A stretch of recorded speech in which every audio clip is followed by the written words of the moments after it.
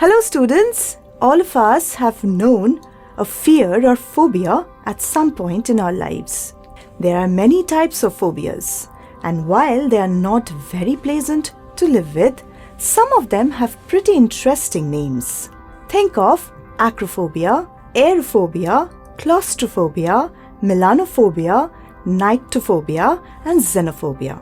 These refer to fear of heights, fear of flying, fear of closed spaces, fear of the color black, fear of the night or darkness, and fear of strangers and foreigners respectively. Fear of spiders or arachnophobia is the commonest type of phobia reported. You might be experiencing any of these or some other type of fear. But the question is, have you ever taken steps to overcome your phobia?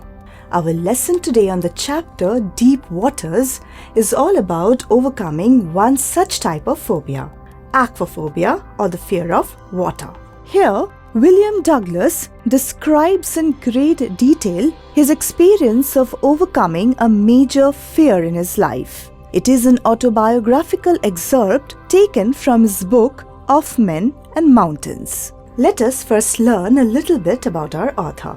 William Douglas was born in Minnesota in the United States of America in 1898. He was the youngest judge appointed to the Supreme Court and remains the longest serving judge in history, with a term of over 36 years. He was a friend and advisor to the President Franklin Roosevelt. He was a champion of individual rights and strongly supported the cause of environmentalism. We shall now begin with Douglas's excerpt.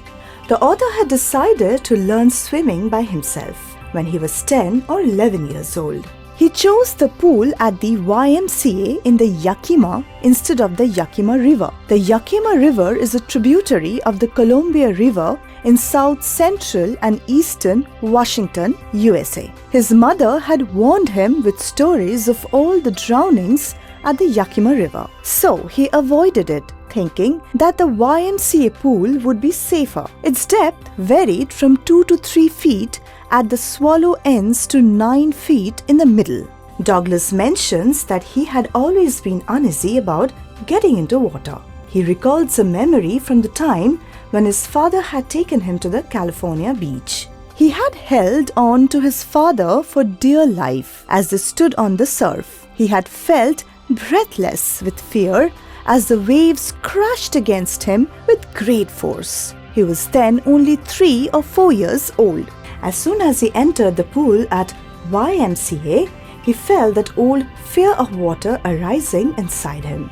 Douglas did not let fear cloud his mind and interfere with his swimming lessons. Instead, he paddled in the water with his water wings, observing the other boys as they swam. He could continue this practice for 2 to 3 days. One day, he reached the pool early and sat at the edge, waiting for the others to arrive. Beneath the still water, he could see the white and clean bottom of the pool. This gave him the impression that the pool was not very deep. Soon, an 18-year-old boy with a muscular and athletic body came to the pool. The author was admiring his physique when he suddenly started acting like a bully. He wished to duck Douglas underwater and then threw him into the deep end of the pool. Douglas was shocked, but his mind was still working. He planned to take a huge leap when his feet reached the bottom of the pool. The distance of 9 feet seemed too long to Douglas as he sank deep into the pool, running out of breath. At last, his feet touched the tiles at the bottom and he jumped, expecting to shoot out of water. However, he had clearly misjudged his ability to jump with such great force. He went up very slowly and only saw yellowish water around him. He felt suffocated and panicked, throwing his hands around and expecting to grab hold of some kind of support. Unfortunately, his hands only met water and his shouts produced no sound underwater. His eyes and nose stuck out of water for a brief while, but then again he started sinking. His legs felt heavy and numb. His lungs felt as if they would burst and his head was getting dizzy. When his legs hit the bottom of the pool, for the second time, he remembered his plan and jumped with all his strength. The second jump was no better. He went up as slowly as before.